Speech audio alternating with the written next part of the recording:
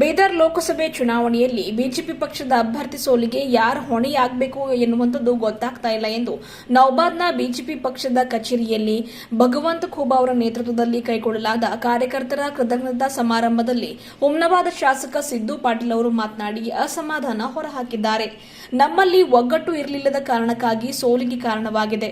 ಬೆಂಗಳೂರಿಗೆ ನಾವುಗಳು ಹೋದ್ರೆ ಬಿಜೆಪಿ ಮುಖಂಡರು ಬೀದರ ಬಿಜೆಪಿ ಅಭ್ಯರ್ಥಿಯನ್ನು ಸೋಲಿಸಿದ್ದೀರಿ ಅಂತ ಮಾತನಾಡ್ತಾ ಇದ್ದಾರೆ. ಇವತ್ತು ಒಂದು ವೇಳೆ ಖೂಬಾ ಸಾಹೇಬ್ರನ್ನ ನಾವೆಲ್ಲರೂ ಪರಿಶ್ರಮ ಪಟ್ಟು ಗೆಲ್ಲಿಸಿದ್ರೆ ಇವತ್ತು ಕ್ಯಾಬಿನೆಟ್ ಮಿನಿಸ್ಟರ್ ಅವರು ಆಗ್ತಾ ಇದ್ದಿದ್ರು.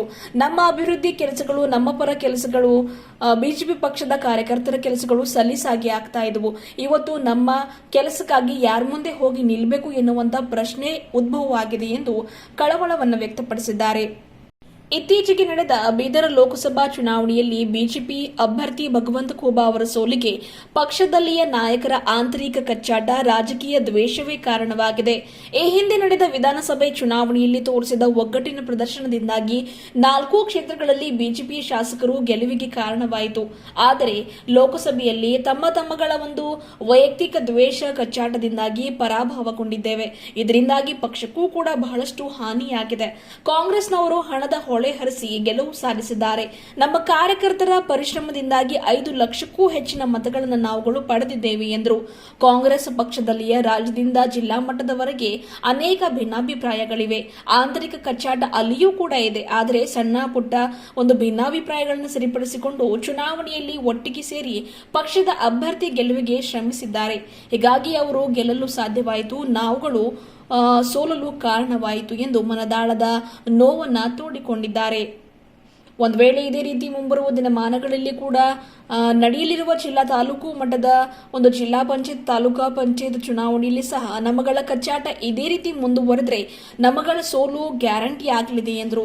ಕೃತಜ್ಞತಾ ಮಾಜಿ ಕೇಂದ್ರ ಸಚಿವ ಭಗವಂತ ಖೂಬಾ, ಬೂಡಾಧ್ಯಕ್ಷ ಬಾಬುವಾಲಿ, ಶೋಭಾ ತೈಲಂಗ, ಬಸವರಾಜ್ ಆರ್ಯ, ಶಾಕುಂತಲಾ ಬೆಲ್ದಾಳಿ, ರಾಜಶೇಖರ್ ನಾಗಮೂರ್ತಿ, ಬಿ ಈರಪ್ಪ ಔರಾದ್, ವೀರಣ್ಣ ಕಾರಬಾರಿ, ಸಂಗಮೇಶ್ ನಾಸಿಕರ್ ಸೇರಿದಂತೆ ಅನೇಕ ಕಾರ್ಯಕರ್ತರು ಇದ್ದರು.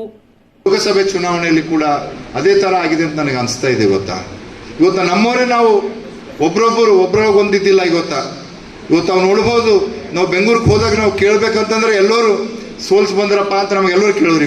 ನಮ್ಮ ಮುಖಂಡರುಗಳು ಇವತ್ತು ಬಂದು ಅಲ್ಲಿ ಕೇಳ್ತೀರಿ ನಮ್ಗೆಲ್ಲರಿಗೆ. ಇವತ್ತು ನಾವಿರ್ಬೋದು, ಶೈಲೇಂದ್ರ ಅಣ್ಣವರು, ಶರಣ ಇರ್ಬೋದು, ಇವರೆಲ್ಲ ಹೋದಾಗ ಸೋಲ್ಸ್ ಬಂದ್ರೇನಪ್ಪ ಅಂತ ಈ ತರ ಒಂದು ಪ್ರಶ್ನೆ ನಮ್ಮ ಮುಖಂಡರುಗಳು ಕೇಳ್ತಾ ಇದ್ರು. ಅದಕ್ಕಾಗಿ ನಾನು ಹೇಳೋದಿಷ್ಟೇ, ನಾವು ಎಲ್ಲರೂ ಕೂಡ ಇವತ್ತು ನಾವು ನೋಡ್ಬೋದು. ಖೂಬಾ ಸಾಹೇಬರಿಗೆ ಈ ಸರ್ತಿ ನಾವೆಲ್ಲರೂ ಇನ್ನೊಂದು ಸರ್ತಿ ಪರಿಶ್ರಮ ಹಾಕಿ ಗೆದಿಸ್ತೀವಿ ಅಂತಂದ್ರೆ ಇವತ್ತು ಕೇಂದ್ರದಲ್ಲಿ ಕ್ಯಾಬಿನೆಟ್ ಸಚಿವರು ಇರ್ತೀರಿ. ಇವತ್ತು ನಮ್ದೆಲ್ಲ ಕೆಲಸಗಳು ಆಗ್ತೀವಲ್ಲ. ಈಗ ನಾವು ಕಾಂಗ್ರೆಸ್ ದೊಡ್ಡಲ್ಲಿ ಹೋಗಿ ಕೆಲಸ ಮಾಡ್ಲಕ್ಕೆ ಆಗ್ತದ? ನಮಗೆ ನೋಡ್ಲಕ್ಕೂ ಕೂಡ ಅವರು ಅಂತ ಒಂದು ಇದರಲ್ಲಿದ್ದಾರೆ. ಇವತ್ತು ನಾವು ಏನಿದೆ